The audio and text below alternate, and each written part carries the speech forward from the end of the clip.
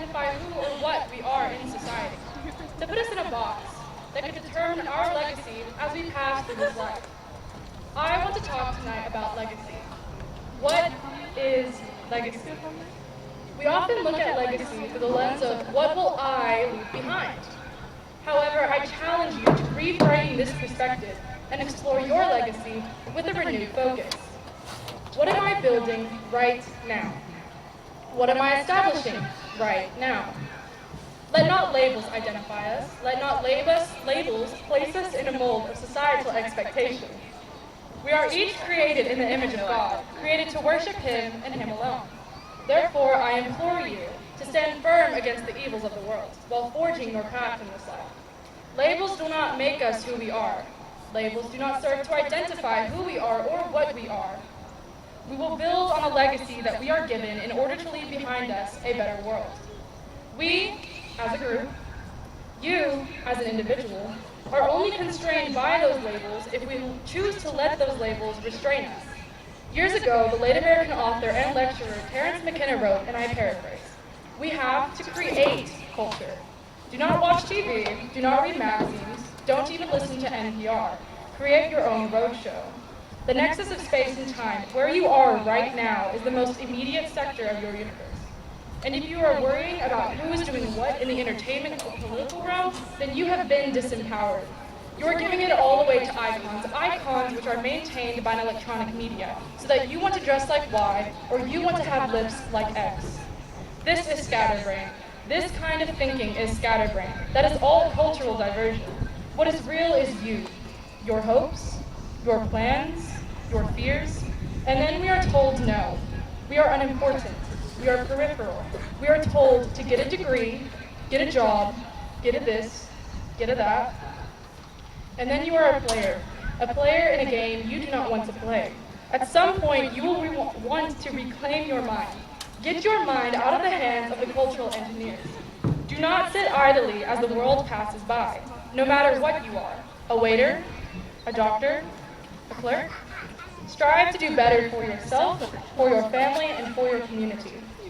It is vital that you engage in this world to better it, for you, your children, and their children. The challenge is not completing this educational pursuit, but to establish a foundation for the future. Begin building your legacy now. Who you are now does not define who you will become. It's not your class ranking. The lowest ranking graduate of medical school is still awarded the title doctor. Ranking does not define us. I challenge you to look within and to discover your unique strengths. Each of us possesses God-given strengths. I challenge you to engage your God-given strengths and strive to be better than you are today. Martin Luther King Jr. said, "If a man is called to be a street sweeper, he should sweep streets even as Michelangelo painted, or Beethoven composed music, or Shakespeare wrote poetry. He should sweep streets so well that all the hosts of heaven and earth will pause to say, 'Here lived a great street sweeper who did his job well.'" Class of 2021, let us celebrate our successes tonight. Let us remember our fallen brothers. Let us reflect on everything we have experienced as individuals, as friends, as families, and as a community. But tomorrow, focused on God's providence, let us begin to build for the next day and beyond. "It is not the critic who counts," said Teddy Roosevelt.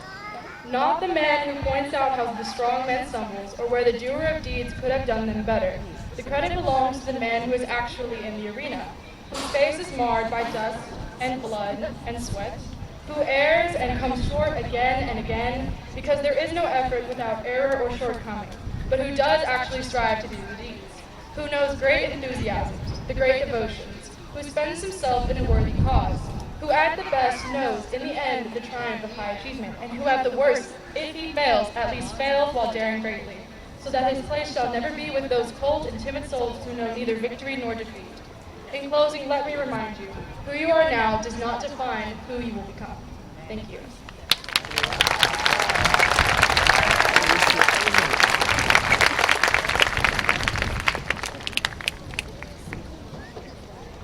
Dr. Mary Beth Womack was unable to attend tonight's ceremony, but she does have a few words for the graduates.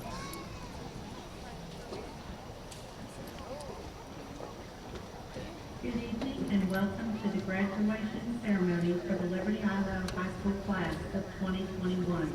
My name is Mary Beth Womack and I'm the principal here at the high school.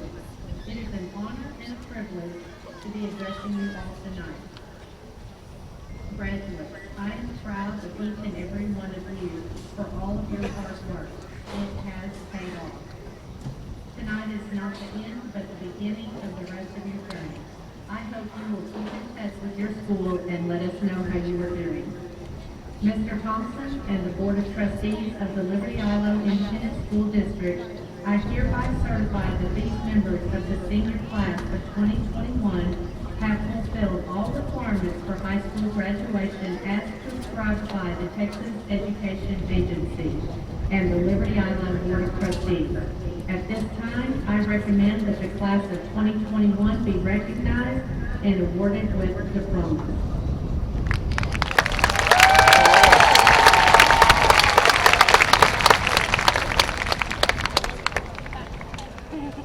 Good evening. I heard somebody ask, where's Miss Womack? She's actually at a college graduation for her daughter. So just FYI for that. I want to start by just saying amen, amen, amen. Whatever prayers you have said today to get the graduates here, to get the rain to not be here, it's all worked. And just thank you so much. I told it to hold out for another 15 to 30 minutes. Now just a short message to the graduating class of 21. I want to talk a little bit about adversity. In those challenging moments that you faced since COVID hit. What if I told you your most challenging moments in life were actually your greatest opportunities to learn and grow as a person? We all face both positive and negative experiences in our lives. And we have no problem cherishing the positive moments. Those moments that have brought us happiness or success, we cherish those and celebrate those all the time. But what about the moments when we're struggling? The moments of adversity can either catapult us to new heights or beat us down, depending strictly on how we choose to interpret them and respond.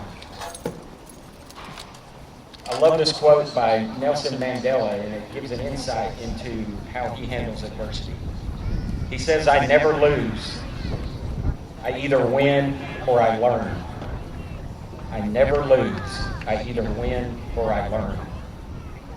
If we view life as a continuous celebration of growth and use this message to help, then essentially we can find the lessons in every moment of adversity.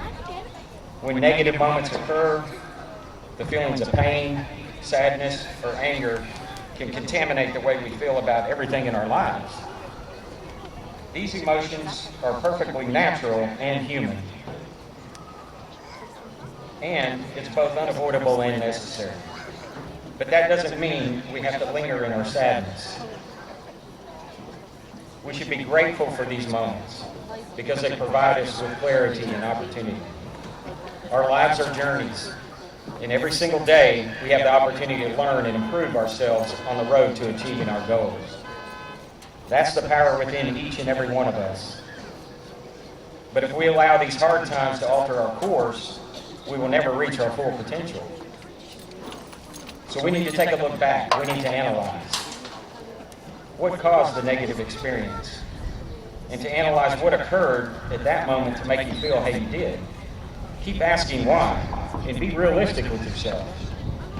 Think about the various factors that are at play. How are you feeling? How did you contribute to the situation? What could or could not or couldn't you control in that situation? You should analyze and learn from these negative experiences that affect your mindset in a deeper way.